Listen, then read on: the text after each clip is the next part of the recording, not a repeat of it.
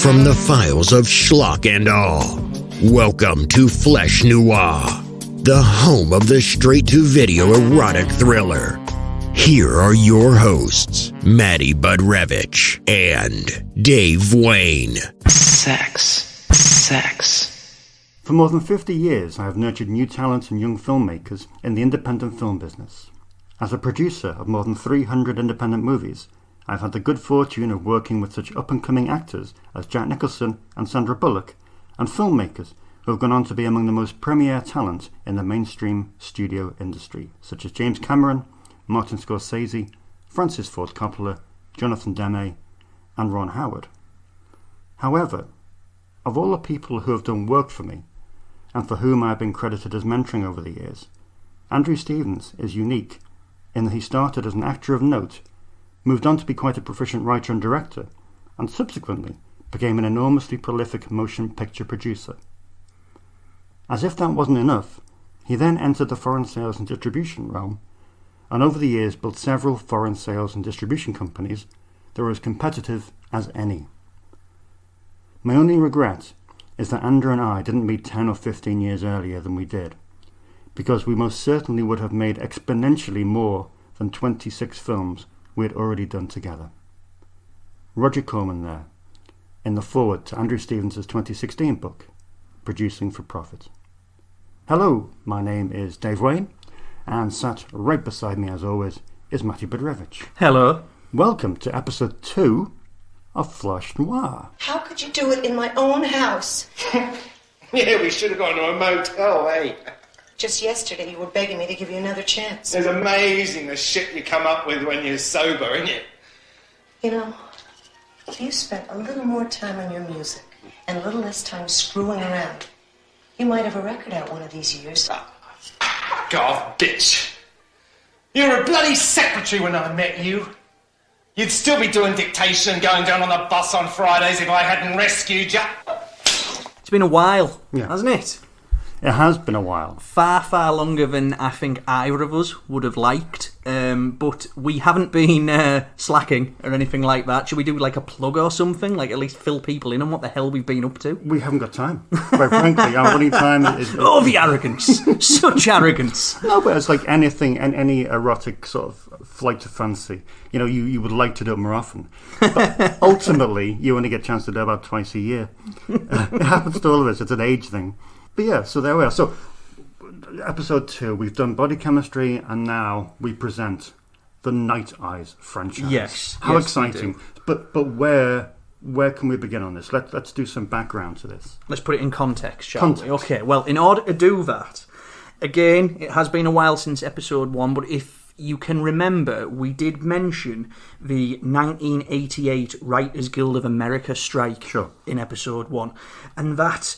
it was something of a key event in the genesis of the straight-to-video erotic thriller. Mm-hmm. First, the strike, which to this day it still stands as the longest strike in the WGA's history at a whopping 153 days. Right. But it was when screenwriter Jack Canson, a.k.a. Jackson Barr, entered the Roger Corman fold, which ultimately would lead to him writing the script for Body Chemistry. Okay. Second, it was during the strike when the aforementioned Andrew Stevens was offered the lead role in the Corman-produced sci-fi horror flick, The Terror Within. Mm-hmm. Stevens, who, as an actor, he'd already appeared in things like Brian De Palma's The Fury, the Charles Bronson flick 10 to Midnight, and David Schmoller's proto-erotic thriller The Seduction.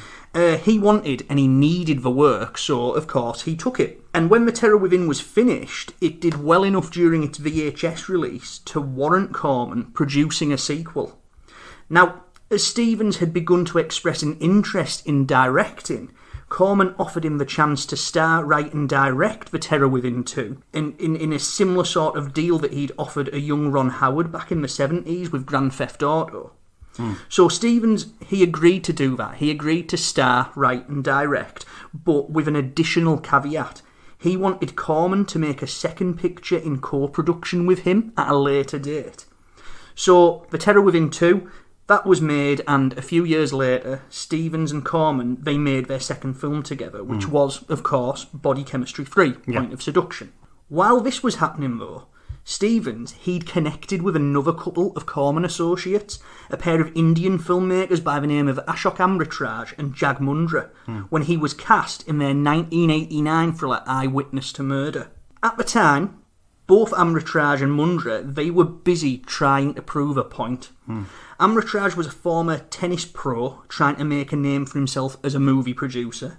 And Mundra, who, before coming to Hollywood, he'd only had a pair of then very unfashionable Hindi movies to his credit. He was trying to show American investors, producers and distributors that he could make commercial, American-style movies with the likes of horror flicks Open House and Hack-O-Lantern, and the serial killer thriller The Jigsaw Murders, which Corman would release into theatres.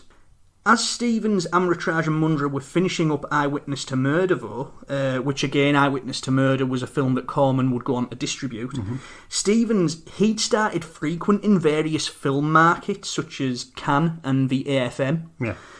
While there, he noticed that there was big demand for what he called body heat and fatal attraction type stories, basically the kind of stuff that we would now term the erotic thriller. As such, he and his writing partner, a man by the name of Tom Sotrano, they quickly came up with something called Night Eyes. And once finished, they presented the Night Eyes script to Amritraj, who, by all accounts, was absolutely over the moon. In his mind, Night Eyes was exactly the sort of trendy, market-friendly material he was looking for, particularly as it could be done for a price, since it was like low-key enough in terms of locations, speaking parts and action and stuff like that. Amritraj bought the Night Eyes script, signed Stevens up to star and co-produce, and hired Mundra to direct it. The result was that Night Eyes became a cultural behemoth. It was made for $750,000, but it went on to gross a whopping $30 million worldwide.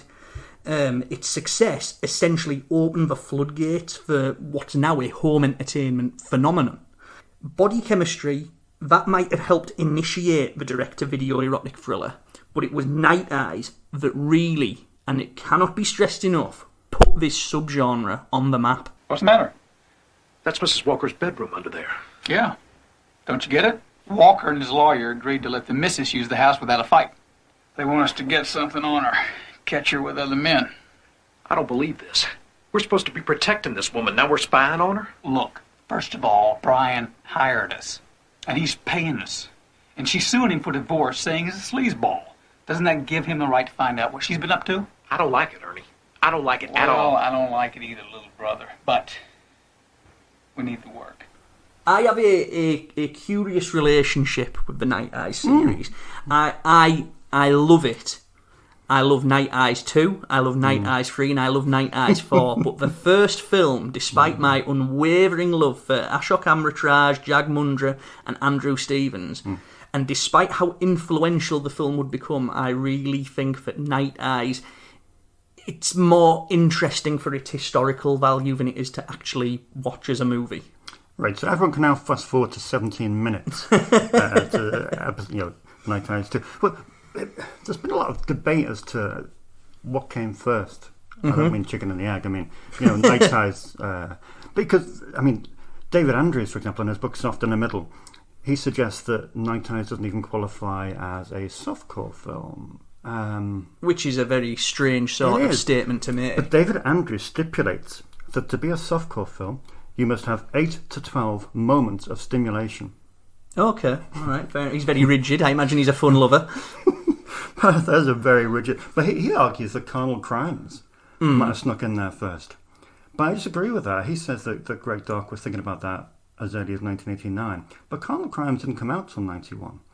Whereas here, you've got Night Eyes and Body Chemistry pretty much neck and neck, aren't they? I mean, there were 2 days between them.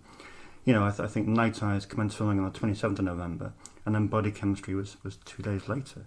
So, you can't separate these. There was definitely something in the air at the time, and I think it's more happenstance than anything. But, Body Chemistry was the film that was released first. But yeah, Night Eyes, it did start shooting 2 days beforehand. So it's based on a true story, of course. Well, you give your angle on this.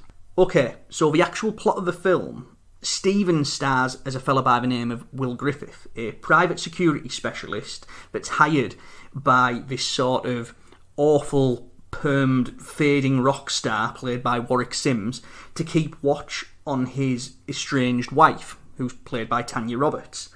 Supposedly, Griffith, he's there for the Tanya Roberts character, a woman by the name of Nikki Walker. He's there for her protection, but of course, it's a front. With Nikki and her husband divorcing, what husband wants, he wants some video recorded dirt on her to sort of thwart her claims against him. And for the most part, it's the perfect plan until Griffith and Nikki begin falling for each other. But with this being erotic thriller territory, is this supposedly put upon housewife really as she seems? Now, the whole rock star affairs with a rock star's wife thing, that apparently, according to a 1997 interview that Jag Mundra gave to Rediff.com, that was inspired by Stevens' own affair with one of Rod Stewart's ex-wives. As Mundra explained, one night, as Andrew was quietly slipping out of Rod Stewart's house, a security guard came up to him and said, "Good night, Mr. Stevens." He then realised that the entire house was bugged. Well, I think that's a very tabloid baiting recollection from Mr. Mundra, who's sadly no longer with us. But having got the story from the horse's mouth, Mr. Stevens himself, who states quite simply that Will Griffith was based on a security guard that he knew in real life when he was an actor and the guard was protecting a very famous woman. And that sounds more... that's far more plausible. After all, who would come out on public record to admitting to dicking one of Rod Stewart's exes behind his back? Far less litigious, also. I'm half tempted just to get out my crucifix and start crucifying the movie. But there is, as much as I'm not a fan of Night Eyes, there is a lot of good within it. For one, the voyeuristic premise, I think it's absolutely irresistible. The whole security footage thing, the sort of, the plot point that would become the crux of the series, I think that's wonderful. It's just such a marvellous hook to a film like this. Yeah, surveillance erotica in general is a really appealing thing. Maybe it's a voyeur. But I don't think it was that widely done. You would have thought that Night Eyes would have, led to a whole stream of voyeuristic films. Although there were voyeuristic films, from the point of a security angle. There weren't many. Lipstick Camera was one off the top of my head, 1994. But aside from that, there weren't many that did follow the Night Eyes suit. But yeah, that's done absolutely perfect. But I think, does your issue lie with the relationship between Stevens and Roberts? Yes, I mean, you know a bit more about Roberts, don't you? Yes. It's twofold, really. First, Tanya Roberts, at the time of Night Eyes and sort of ground zero for the straight-to-video erotic thriller, Tanya Roberts, she was the first sort of steam queen, as it were, as they were getting called in the pages of femme fatales and stuff back then. And thanks to Night Eyes, she'd go on to appear in Fred Olen Ray's Inner Sanctum, Jim Wynorski's Sins of Desire, and she'd work with Mundra again on Legal Tender.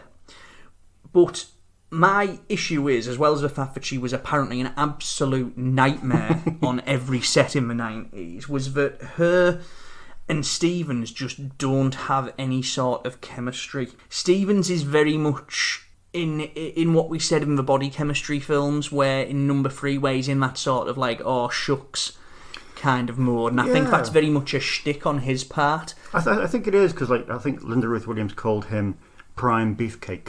But I think generally, he is the straightest man ever to appear in a erotic show. I don't mean straight as in sexuality, I mean straight as in, that kind of... It's all... I always get a sense that in the erotics that Stevens does, as much as I respect him as a producer, as much as I think he's a wonderful, wonderful director in the stuff that he'd go on to direct, particularly when we get talking about Night Eyes 3, which he helmed, as much as I like him in that capacity, when it comes to him starring in erotics and stuff, and it is exclusively erotics, because in his Mundra and Amritrage's preceding pair of Eyewitness to Murder, he does have complexities, he does have a darkness to his character, but when it comes to the TNA flicks, it's almost like he's scared of the implications of how it would make him look if he was playing just a horn dog who wants to get his end away.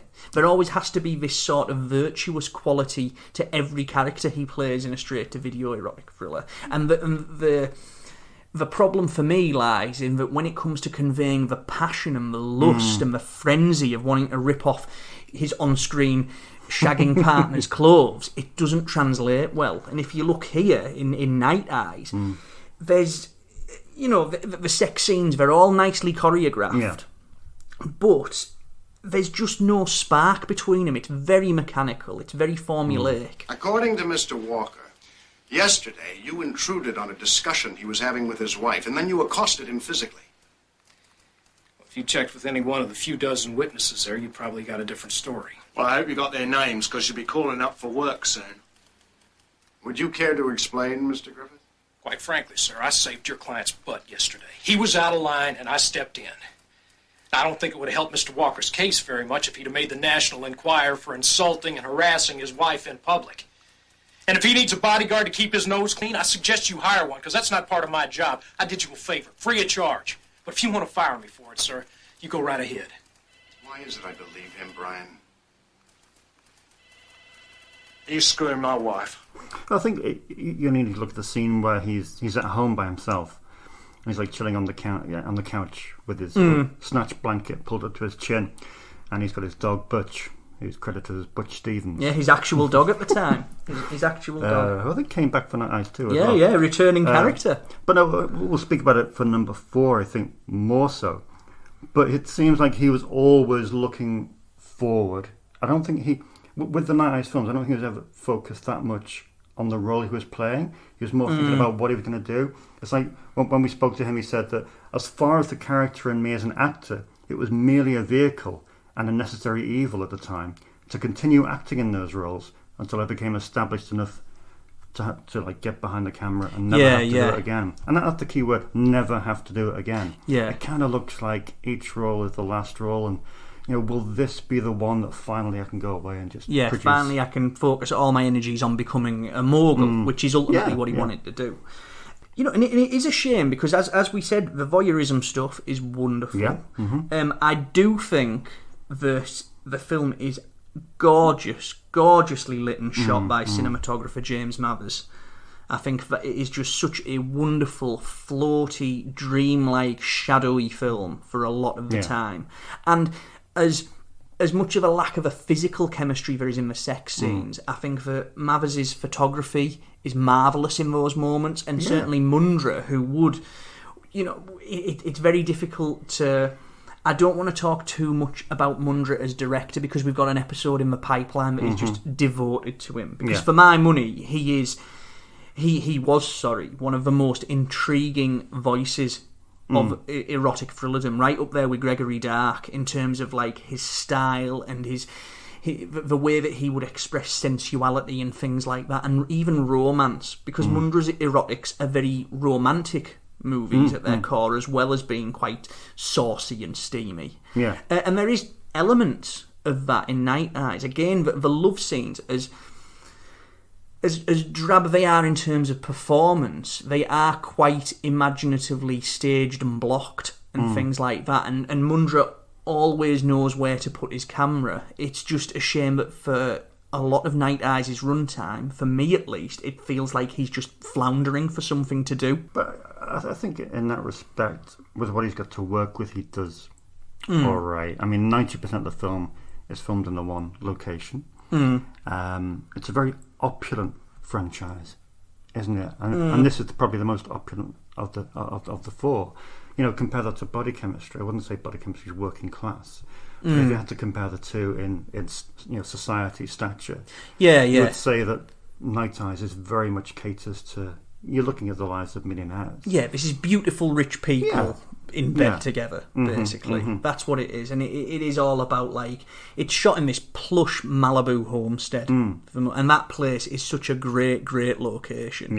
And it's amazing, again, what Mundra and what Mundra and Mathers do with such things as like candles and billowing curtains and stuff. And I don't just mean, the candle wax dripping on Andrew Stevens a few years before Willem Dafoe and Madonna did it in Body of Evidence. That really aggravated Mundra, didn't it?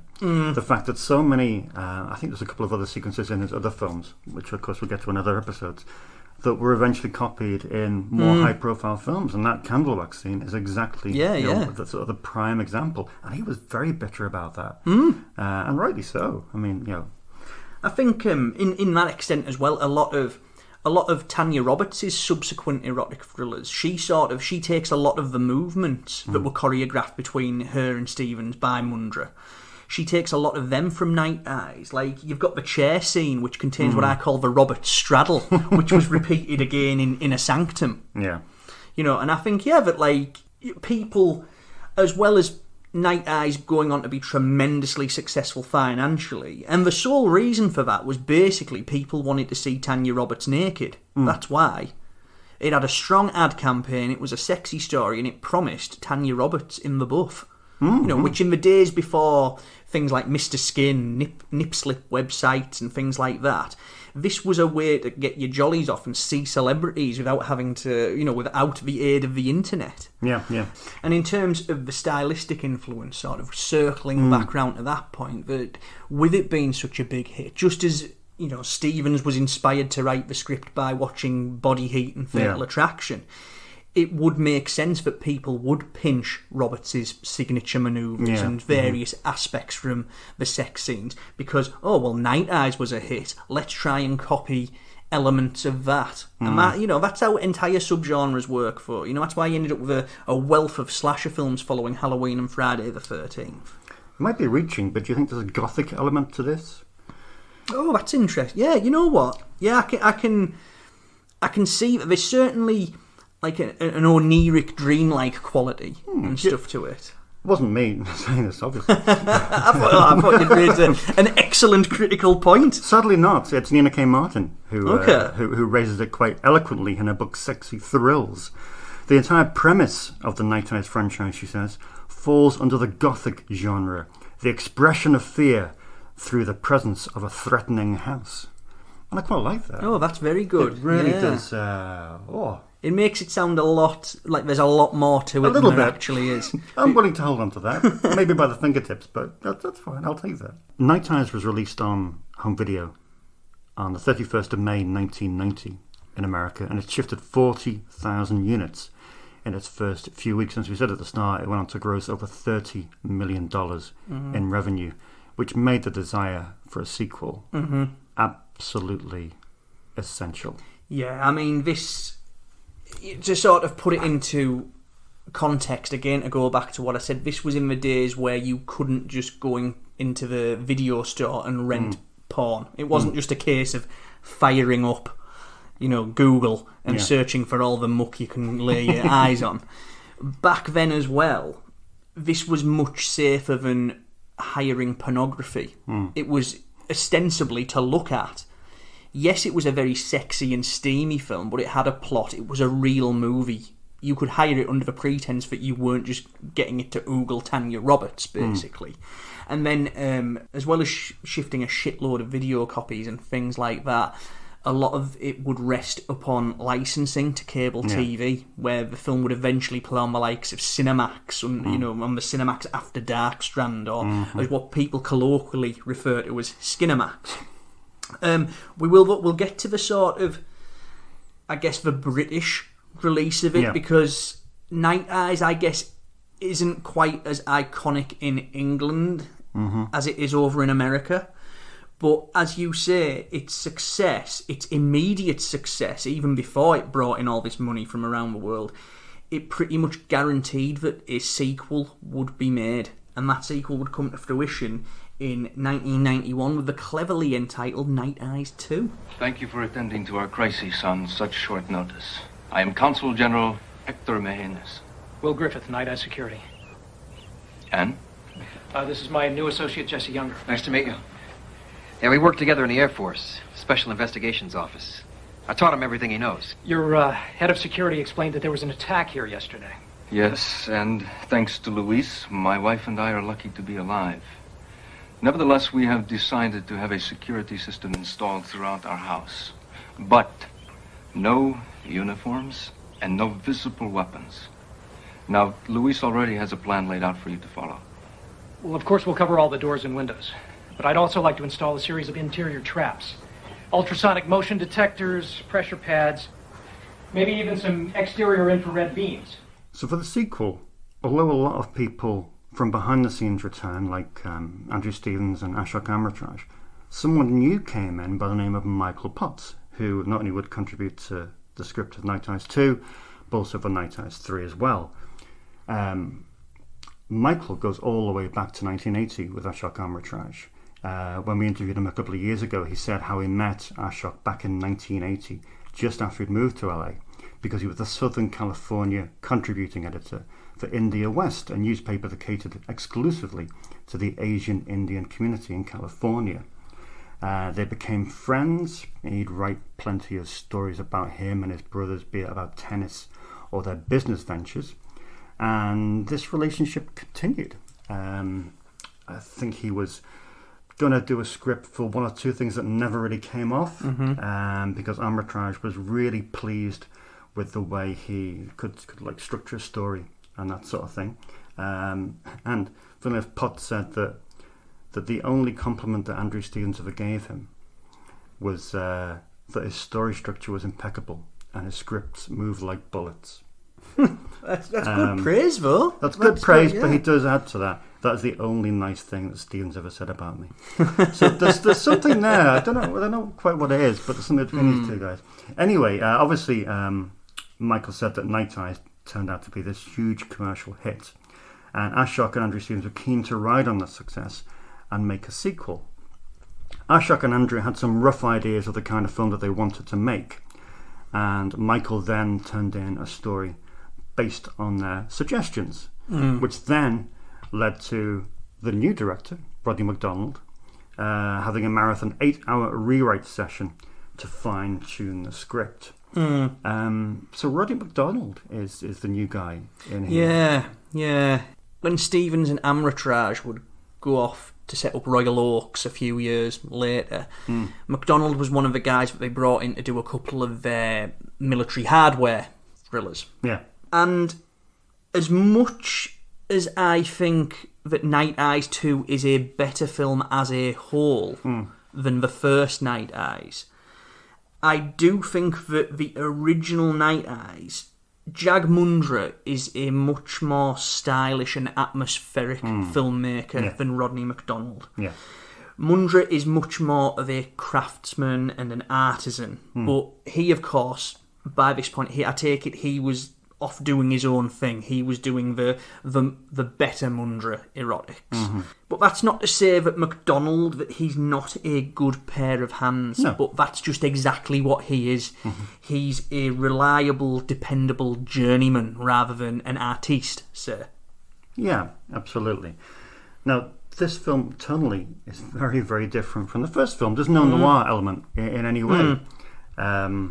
So we've got a new addition in the cast. There's no Tanya Roberts. There's now Shannon Tweed. The Queen. The Queen, or as Nina K. Martin called them, the Tom Cruise and Julia Roberts of the erotic thriller genre. Which is right, same height, Tom Cruise. Well, Stevens, he's Will Griffith again. And this time, he and Night Eyes, his security firm, they're hired to watch over a South American diplomat and his wife after an assassination attempt. Griffith, of course, is soon got his head turned by the wife, who is played by Shannon Tweed, and rightly so, whose head would not be turned by her. And soon they're wham bam banging, basically, but with sort of in keeping with Stevens' love of fairly wholesome qualities to these films, it's because they fall in love together. That's why. And it turns out that Tweed's character, that she's actually... Stevens is freeing her, isn't he? Absolutely. Really, because she's trapped. She's trapped by the inherited wealth of her family, and she's trapped by her rich diplomat husband, and she's deathly unhappy. And although it probably sounds like I'm taking the piss with that, I actually... And to a certain extent, yes, I am. Yeah. I do think in terms of performance, I think this is one of Shannon Tweed's greatest roles. I reckon. I really do. So I think we see a side of Tweed in this film that we don't often see. It's kind of fitting, really, because it sort of fits alongside the film that Mundra was making at the time, Last Call, which Tweed was also in.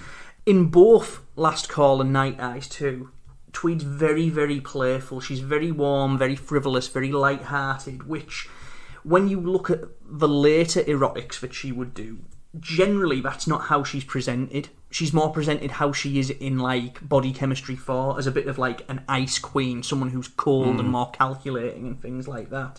But I really, really do love this mixture of a caged bird quality that she sort of has with this down-to-earth girl next door type. And I just think that it's really... She just submits such a wonderful, multifaceted turn. Yeah.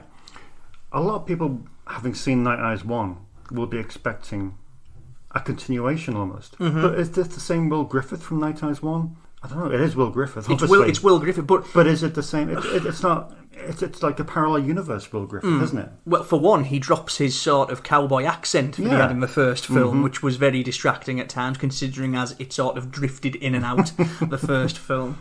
But he is, and it goes back to the body chemistry thing. Like, they're designed to be continuations, but not, aren't they, the Night Eyes films? I mean, let's be honest, they're designed for titillation, aren't they? So I'm fairly sure that the people who've hired these movies to, pump themselves blind to it, they probably couldn't give a shit that it's not the same Will Griffith exactly. Speak for yourself. But, yeah, he's the same character insofar as that he's still the head of a security firm called Night Eyes. And that's really all you need. You didn't seem all that uncomfortable tonight. Oh, that's my public face. Smiling till your cheeks ache, searching for the proper words, the perfect gesture to make everyone feel at ease. So what's the private face like? I don't know, I forgot. I used to have one. I came from an incredibly wealthy family. I was an only child, sent to an all-girls school in La Jolla, complete with uniforms. We were taught how to be proper young ladies. Of course, me being the rebel, I used to sneak out of the dorm at night and go hang out with the surfers. Come on. I was a little more impetuous then. When I was expelled, my parents were devastated. Too bad they couldn't be around to see how disgustingly respectable I've become. You were saying about Shannon Tweed before. It is a weird sort of comparison between that sexually frustrated housewife versus the femme fatale of number one. I wonder why they went in such a different direction. Or does it matter? Does it matter as long as you get the requisite quantity of sex scenes? I mean, and in that sense, there is a lot more sex in this picture than there is in the first one, and it's spread out much more. Whereas really, the first Night Eyes, it tends to be a lot more sex from like the last half of the film. Whereas in here, it's it's interspersed much more liberally, shall we say? Yeah, I would say that. I mean, I'm not a huge fan of this film. I'd probably put it on a par with the first film. I think there are elements of it that just don't fit for me. One of which is Timothy Leach's score. I just find it too jaunty. It's like a home shopping network channel thing, where they pause and they give you like 2 minutes to go and buy the product. It's a little bit like that. It doesn't really suit the whole dynamic of the film. There is a certain sort of weird, giddy and silly side of it, and not in a way that we'd go on, as we'll go on to talk about in Night Eyes 3 and Night Eyes 4, where it's done almost, let's be as over the top and as decadent as possible. Let's jump the shark a little bit and play with the movies and play with the Night Eyes series form. Here it's just sort of like there's that bizarre scene where Tweed and Stevens are in a bookshop, and it's played like Benny Hill style. It is, isn't it? It's a weird sequence because you've got obviously Tweed and Stevens kind of flirting in this bookshop, and they're both faking reading books while standing against bookshelves, and then you've got this quite interesting voyeur who feels that he's being come on to by a geeky voyeur who feels as though he's being encouraged by Shannon Tweed to kind of come and watch her. And they do that. This voyeur and Tweed share this glance between a bookshelf, and then the camera pans down to see Andrew Stevens crouching. Let's just say crouching. And I do get there is a sort of weird imbalance to the rest of it as well. Like the fireside romp that Stevens and Tweed has, it's very gentle and loving and romantic and stuff. Whereas if you compare it to like Gregory Dark erotics, which are these we're just men who are just crippled by lust and stuff. Whereas this, it's you've got them rubbing raspberries on Tweed's tits in a very sensual manner, and it's really quite. It's very wholesome sex. It's like someone's trying to be kinky, but they're not quite sure how to, and they don't want to go the whole way. They don't want to be kink shamed. They don't want to do something a little bit risque. So they'll try and make it rude, but just rude and dirty enough where they won't get ridiculed. Yeah, I also feel it suffers from being the Andrew and Shannon show. The supporting people like her husband Hector Mejenas, played by Richard Chavez, isn't really a major character. Likewise, the weird Luis, played by Gino Silva, doesn't really jump off the screen after you. He kind of like fades to back. And then he just springs up. Yeah. Where once the actual because the actual plot suddenly kicks into gear towards the last third, whereby so before all that, you've got all Tweed and Stevens falling in love after this initial assassination attempt, which is very, very well done at the film's start. But then at the back end of the film, it suddenly becomes that someone has been recording Tweed and Stevens shagging, and they're using it against them, blah, blah, blah, blah, blah. And then all of a sudden, Gino Silva's character, he just springs up as this major force to be reckoned with, only for that to then completely swerve and it be someone else. I do think though, on the subject of Gino Silva, we do need to point out the obligatory Days of Our Lives and Silk Stockings connection, as he appeared in that, although he's probably most famous for playing the Skull in Scarface, which is of course the assassin who kills Tony Montana at the film's finale. We started off talking about Michael Potts and obviously how he came to write the script for this. But if you do somehow manage to track down a copy of Night Eyes 2, you probably won't see Michael Potts' name on the film. No. So let's explain that. When we interviewed Michael, he said that one day Ashok called him into his office and said, I got good news and I got bad news. The good news is that you're going to write Night Eyes 2. The bad news is you're going to have to write it under a different name. The reason for this was it turned out that Barbara Javits, an executive at Trimark, didn't like Michael Potts. He doesn't know why, but that was just the case. Meanwhile, Simon Levy was an actor friend of Michael's from college, who later made quite a name for himself as a director in the San Francisco theatre scene. At the time, he was in LA, in need of a job, so he teamed up and brainstormed the storyline. So after that, Potts said that his job was just to write the script, and Simon's job was to attend the production meetings as the scriptwriter, Simon Louis Ward. They came up with that name by combining Simon's first and middle name with his middle name. Javits, though, did suspect that the script was from him because of the font that he used, which is, that's Sherlock Holmes personified. But, when Night Eyes 2, well, according to Potts anyway, when Night Eyes 2 turned out to be a bigger hit than Night Eyes 1, her opinion of him did soften with the royalty checks and obviously licensing agreements coming in. Before we move on to Night Eyes 3, I just want to pick up on a little strand that you said there about Trimark's involvement in it. Of course, the first Night Eyes was released stateside by Prism.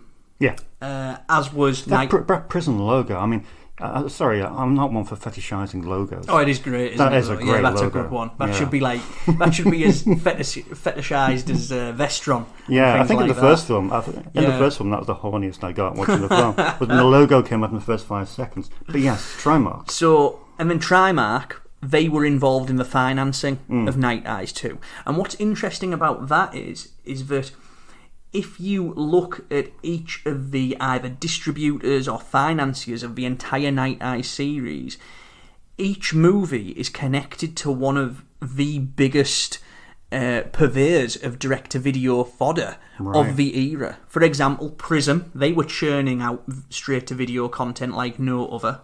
So that's Night Eyes 1. Night Eyes 2, Trimark, probably, for my money, my personal favourite of all the direct-to-video companies out there. They'd hit pay dirt with the likes of Leprechaun and The Dentist and generally more horror-y things. Night Eyes 3, that was distributed by Mark Damon Productions. Right. Matt Damon, of course, he was originally an actor. He'd appeared in Roger Corman's The Pit and the Pendulum, I believe, if you want to keep the Corman connection going. And he was one of the people who found great success with two very influential 80s erotic thrillers that would really impact on the 90s cycle, and that was 9.5 Weeks and Wild Orchid. And it was Mark Damon who would go on to sort of refine the direct-to-video erotic thriller in the wake of the original Night Eyes, when he decided to mount a rival sort of riposte to Night Eyes in the form of Inner Sanctum, which Fred Olen Ray would direct. And then if you look at Night Eyes 4, that was among the first batch of productions that Andrew Stevens and Ashok Amritraj would conceive under their Royal Oaks banner. Right. So again, 4 of the biggest and most influential companies of 90s direct-to-videodom each had a hand in each of the Night Eyes films, which I just personally think is something interesting. You know, I remember when you first got in this business. You were working out of your garage. It was you, your brother, and that dog.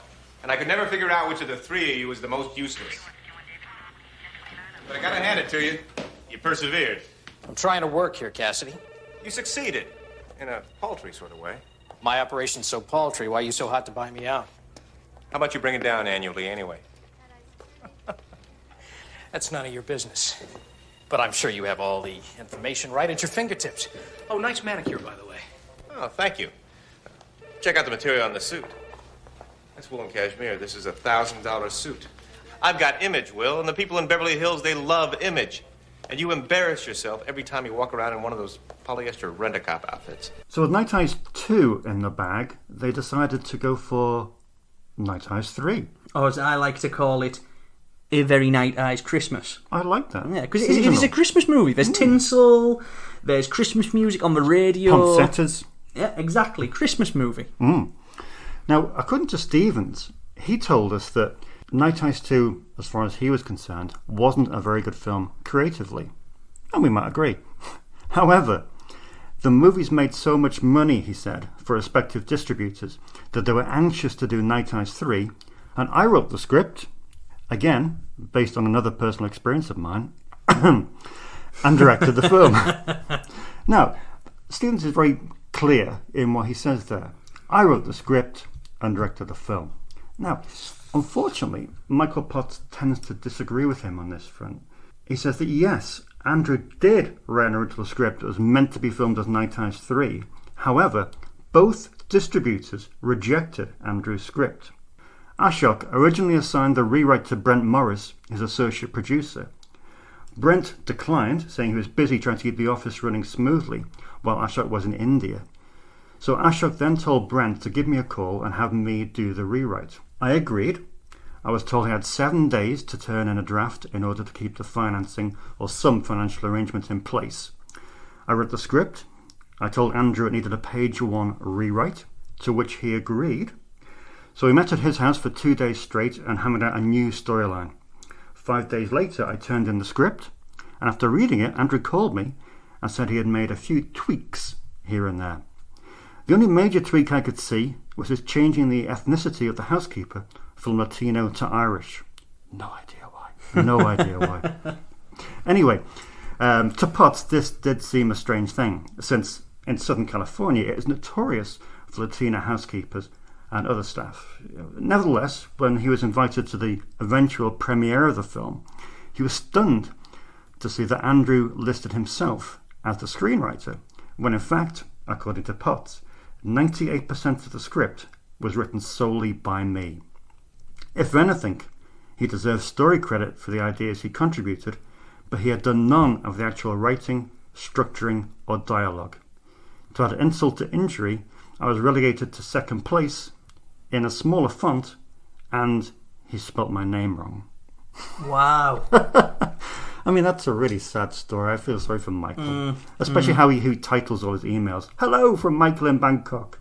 Yeah, it's really quite sad, that.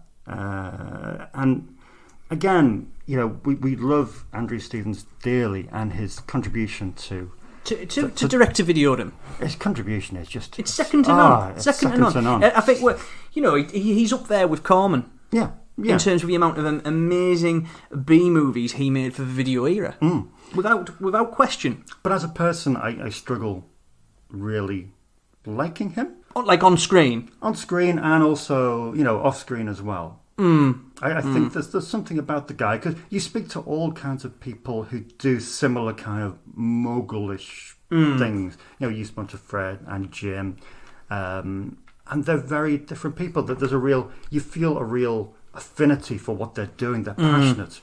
But speaking to Stevens, he's a little bit distant from it. It's a financial game of chess almost.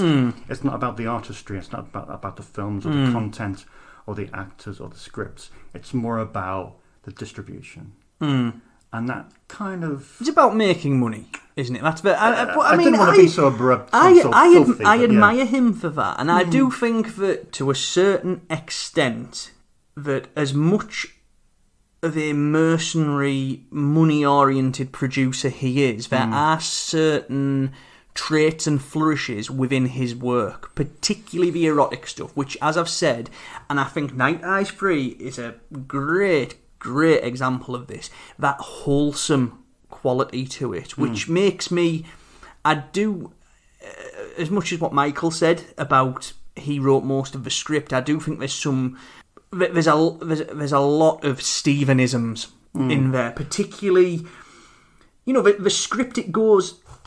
So Will Griffith is back.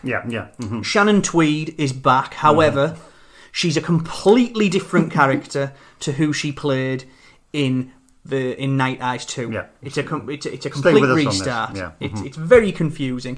Made even more confusing by the fact that Tweed's real life sister, Tracy Tweed, that she's cast in the film as well, but not as Shannon Tweed's character's sister, but as an acting rival on a soapy sort of cop show that Tweed's character and Tracy Tweed's character are acting in. And there's a child. Yes. And that's the thing, right? If you stick with me on this, because it is such a tangle. The actual script for Night Eyes 3, it goes out of its way to paint Will Griffith, and as such Andrew Stevens, as an amazing, virtuous guy. It is, without question, complete Mary Sue material. There's a line that Tweed says, and it cracks me up every fucking time, where she says, it's basically because of, as you said, there's a child involved. Stevens is character Griffith here, now he has a 9-year-old daughter, and he's the most amazing dad in the world, but at the same time, he's too devoted to his security job. But it's okay, his daughter understands, because his daughter understands that he is protecting people, because he's a good man. But this line, it absolutely cracks me up, where from completely out of nowhere, apropos of nothing, Shannon Tweed's character just comes out with, "You have a beautiful daughter, and you are a fantastic lover." Like, that's just ego stroking, surely, on Stevens' part. Just pure ego, and it is complete Mary Sue material. And I think that you can also...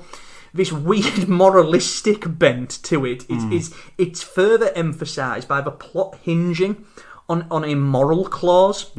Because this time, obviously, what happens is that the Griffith character, he's hired to protect Tweed's actress, gets involved with her.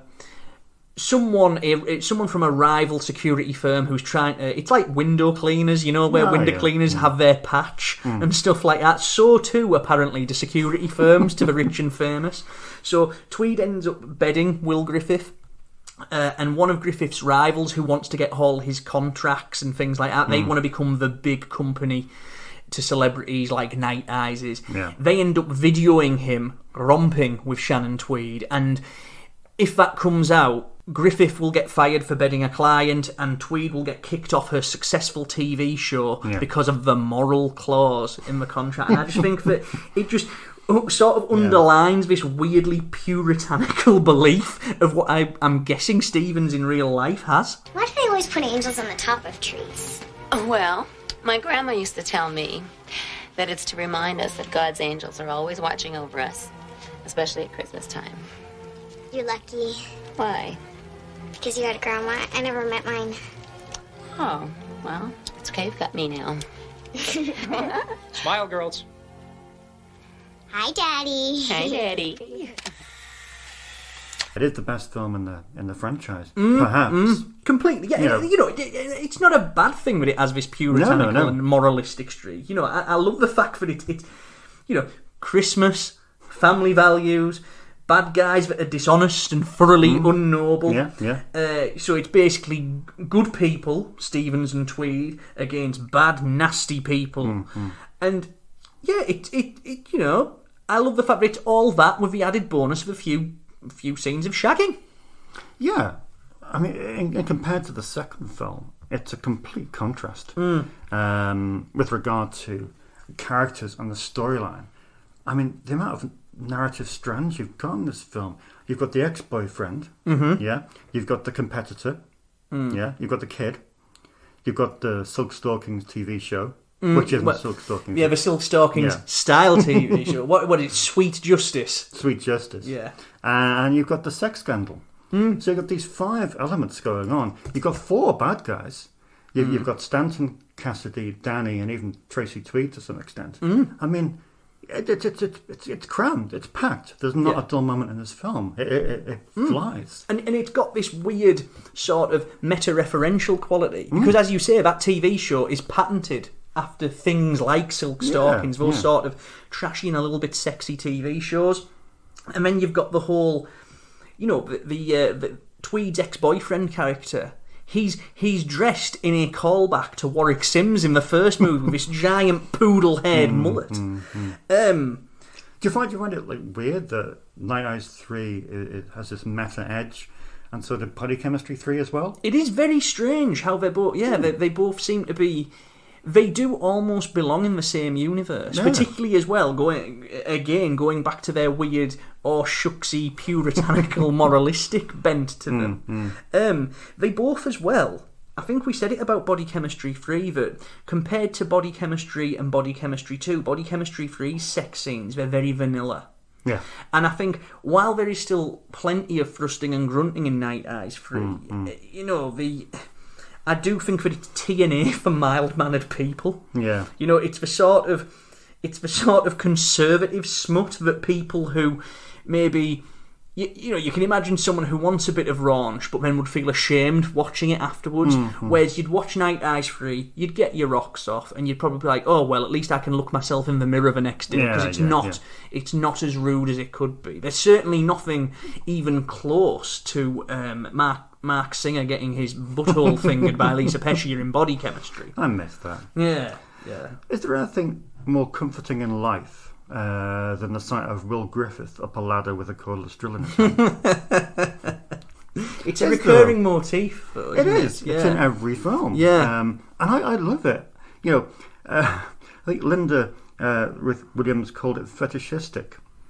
And I guess it is. Yeah, like a lingering on it, because just that hardware, the whole setting up of angling the cameras, of just, you know, cordless drill, bit of screwing, raw plugs, the works. I find it so comforting. Yeah. And I think it really adds to his character as that wholesome guy. Not only is he great in bed, great father, but he also knows how to charge a drill. You know. What more do you want in your life? I know you're being facetious to a certain degree there, but in terms of performance as well, I do think it's another great Shannon Tweed performance as well. There's excellent. I absolutely, as cheesy as the daughter kind of stuff is. I do really, really like the fact where, you know, I love that Tweed's delighted upon learning that Griffith has a daughter. Yeah, yeah. And it's sort of, again, it's that warmth that she often has to eschew in later roles and stuff. And it sort of hints at a real depth to the character that much like her character in Night Eyes 2 was yearning for more, so too is her character here. She wants more than just her career and fame. She wants stability and she wants family life and stuff. And I think that's a really, really nice and sweet touch to the film. There is a genuine sweetness to the film, which is very, which probably will surprise a lot of people who go into it looking to get their rocks off. Yeah, I like that line from her. My career is heading into the toilet doing this junk. I do want to draw attention to the sort of technical prowess of this film, because I think the first thing is that it is buoyed by a gorgeous Terry Plumeri score, who is another body chemistry compared to the previous film. It's another level. The scenes where the camera's like prowling around and his and Plumeri's score just fills the speakers. That is magnificent, you know. And I do think that from a directorial point of view, with Stevens as a director, I think that Night Eyes 3 it ranks alongside his excellent Die Hard on a Sub actioner Crash Dive for me as his crowning directorial achievement. I think that he's got an excellent feel for blocking and staging. He's got a nice sense of pace, a good eye for an arresting visual or two, and you know, but if you look at something like this, if you look at like Crash Dive and even sort of his like lesser works that he'd direct around these movies, that he can really adapt to any kind of material. What would you expect of that? I mean, it's only a second film, you know, after The Terror Within. You know, aside from a couple of episodes of Swamp Thing and, well, obviously Silk Stalkings. You know, to be so good, well, let me rephrase that. To be so adept so quickly is it's a surprise. But he's learnt from the best, hasn't he? You know, you don't if you cut your teeth under Corman and then you're working on the regular with people like Jim Wynorski and then eventually Fred Ray and stuff like that, you're bound to pick up how to make your film look better despite its low budget. And I do think that it has a great look to it, Night Eyes 3. Yeah, and Stevens does come across as that guy who's going to absorb information. Yeah, he's obviously a learner, isn't he? I also want to point out one last thing. That, you know, when the movie ends, that final skyline shot, that would actually go on to appear in several subsequent Andrew Stevens films. Really? A couple of the erotics that he'd produced for Royal Oaks when he and Amritraj went on to film that. I believe it's in one or two of the Masseuse movies, and it's in a couple of the Escort films. That guy, his name is Will Griffith, and he hasn't regained consciousness yet. Find anything interesting? Yeah, as a matter of fact, I did. The power on the circuit box was cut. Now, luckily for you, the system had a battery backup. However, the audible alarm didn't have one. So what's next? Well, I'm going to replace the wires, I'm going to get a new lock for the box, and we're going to keep a very tight eye on your house for the next few weeks. You don't understand the problem. What? Nothing's missing. So whoever was here the other night is obviously going to come back. So here's a question for you. How interchangeable are the Night Eyes leads? So if you take Andrew Stevens out, you take Shannon Tweed out, and you put in two completely fresh people, does it work? Yes and no. Okay, explain. In many ways, Night Eyes 4, or to give it its full title, Night Eyes 4 Fatal Passion, could be seen as the best of the series. Okay. From a technical perspective, in terms of its look and its feel, it's fantastic. Its direction, its sense of pace, wonderful. However, you are just watching a Night Eyes Xerox, and the two people who are taking over from Stevens and Tweed, it's like the sort of amateur dramatic society version of it. Does that make sense? I thought it was a TV version. of it, practically. I think if they were going to license the Night Eyes brand and they were going to make a 24-episode TV show, this is what it would look like. But more classy, obviously, than a TV show. I mean, the plot, I'm almost loath to go into the plot because basically it's just... So, Stevens, for the final time, appears as Will Griffith, but he gets shot right at the film's start. Yeah. Now, at this point in Stevens' career, he was very much becoming the mogul that he wanted to do. As we mentioned earlier, Night Eyes 4 was among the first films of his and Amritrage's Royal Oaks, which is the company that they'd set up around 94, 95 time. Yeah. And stuff. And that was the company that was their in-house outfit where they'd grind out a bunch of first erotic thrillers, then military hardware pictures before they'd set up franchise pictures at the turn of the millennium, around about 97, 98 time. And I think it's very, very telling. In the moment where Stevens is shot,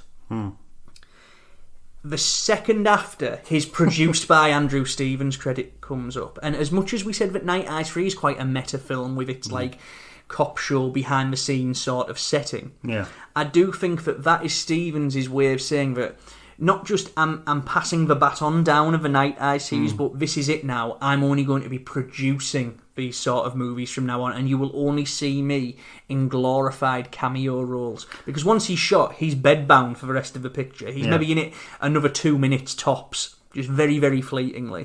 No, I agree. And you've got that again at the end of the film. Almost one of the last lines is when he threatens to go back off to Knoxville. He says, my heart just isn't in it anymore. Yeah. And it's like... That's his goodbye to Night Eyes. Yeah. Which ironically, I believe that they did want to keep Night Eyes going, but by 1996, the erotic thriller in this form was starting to become old hat. It was moving from plot-based films to something more akin. If you look like something like Masseuse 3, which is just basically wall-to-wall sex, The Escort 3, wall-to-wall sex. There was very, very little plot. Once Griffith is out of the picture, it involves his partner, a guy called Steve Caldwell, played by Jeff Tractor, and he's hired by a psychologist who's played by Paula Barbaribi, who at the time was probably most famous for being the girlfriend of O.J. Simpson when he killed Nicole Brown. Can I say that? Yeah, you just did. Barbiri, she's this beautiful psychologist, and she's getting stalked by, and this is probably one of the big flaws of the film for me, someone. It's never really entirely clear. And as it goes on, first, is it Casper Van Dien? Is it her sister? Who cares? It's just an excuse for some very well-assembled scenes of romping and a lot of sort of pacey, Hill Street bluesy type detective work and things like that. Yeah, it's unusual to see Casper Van Dien here, isn't it? Because in 10 months after making this film, he'd be cast in and start shooting Starship Troopers. And it's a strange angle, really. I find this sort of side to the film quite clunky. Just the idea of him and his girlfriend sort of in the same location as the shrink, but they're in the guest house. And it's just a weird thing. She's a friend. Yeah. She's a friend of the shrink, isn't she? I mean, because I spent a vast portion of the picture the first time I saw it thinking that it was her sister or something. It's never really clear who anyone is bar Jeff Tractor and Paula Barbiri. It's never clear where anyone else really fits in there, and that's a flaw of the script that people sort of just come drifting in and out of it. But in terms of from a technical perspective, I love it.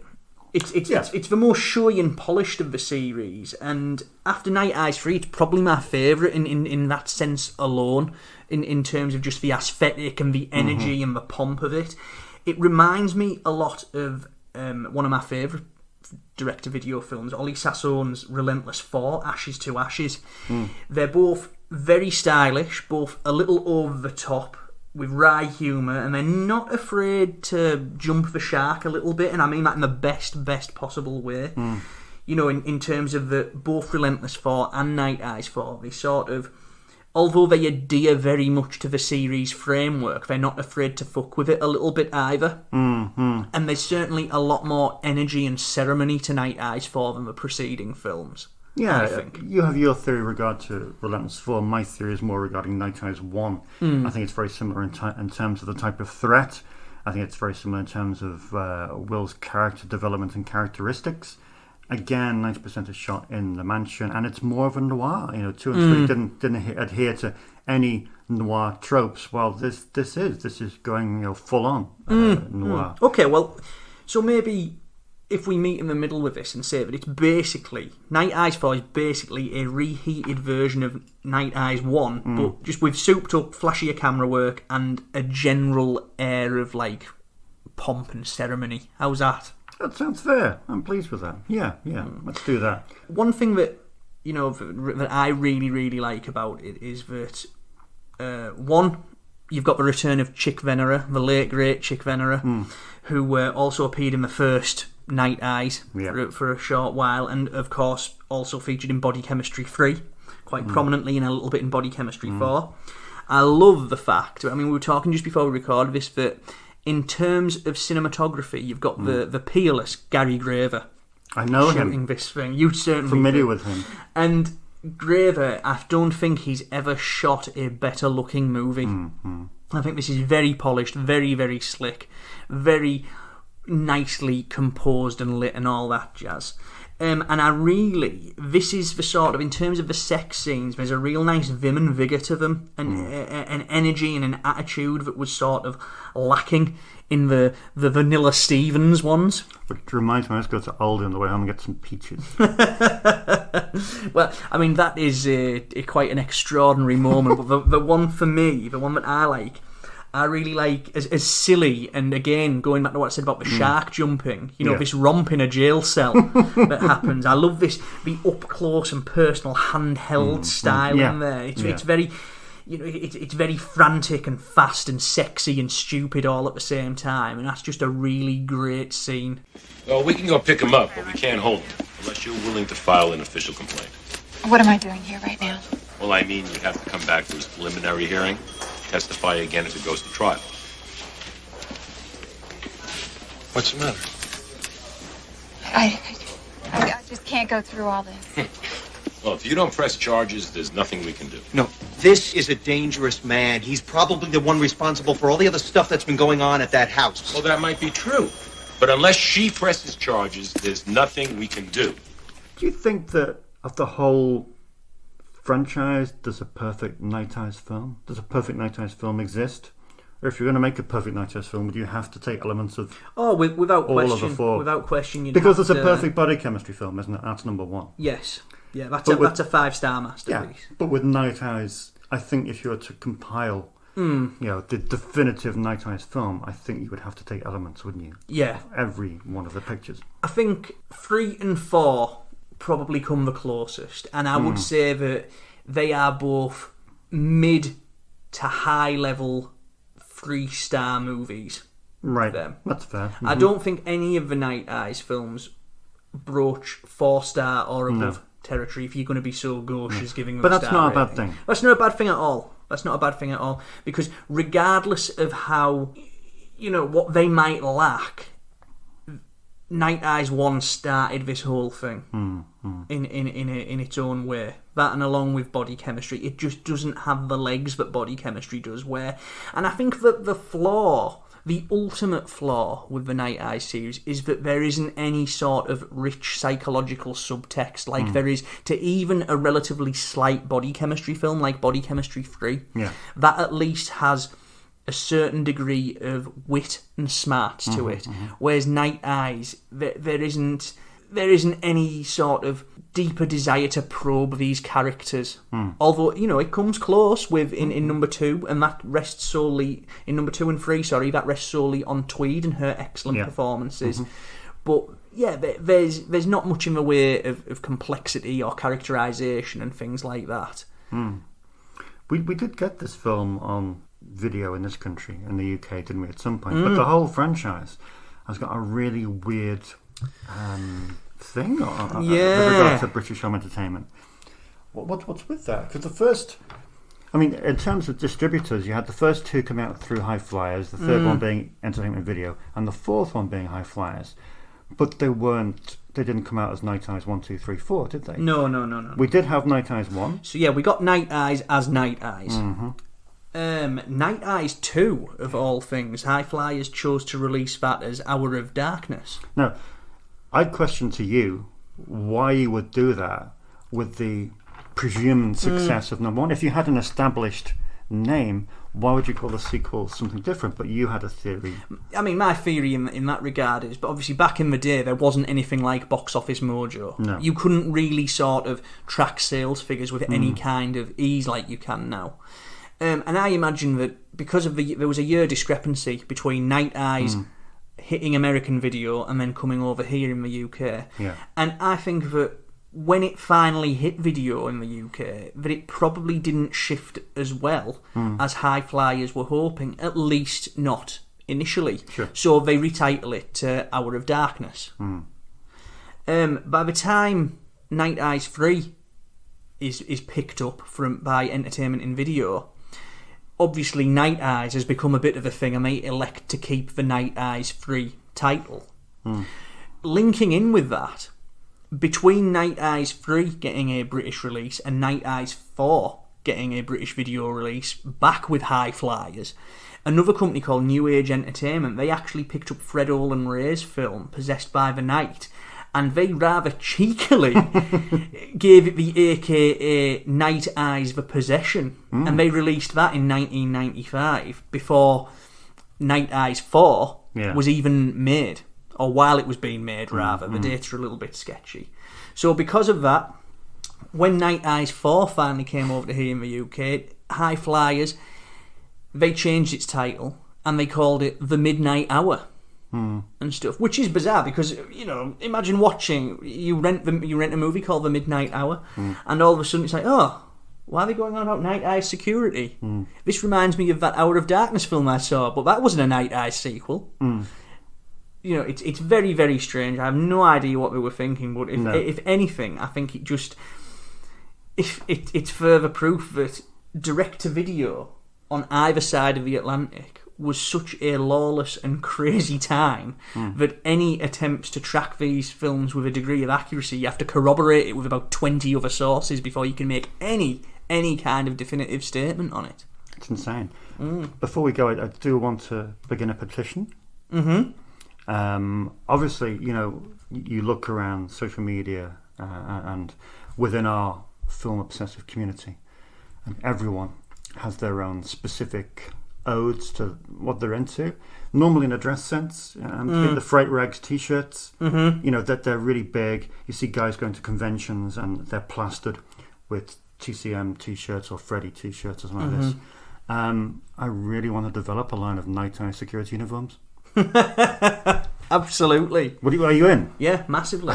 Completely. Yes, I want that. Yeah, because almost you could kind of put the Shannon Tweed quote on the box. You know, polyester rent-a-cop outfit. Yeah, I'm down with that. Let's develop it. Let's do it. Maybe we should put this on Patreon, charge it, and fund this entire sorry enterprise. Genius. Too late. Anyway, let's wrap this up. Obviously, you can't see any of these films anywhere. They used to have Night Eyes 4 on Prime, and it's recently been released on Region 1 DVD in a double bill with Snapdragon, which Ashok Amritraj also produced. But over here, fuck knows. Who knows? But if you do manage to see these by hook or by crook, I don't think they even really get onto YouTube very often. Then please give us a shout and let us know if you agree with our opinion. But other than that, thank you very much for listening. Yeah, and we promise we won't leave it so long next time. Thanks for listening. Don't forget to head over to theschlockpit.com. See you next time on Flesh Noir.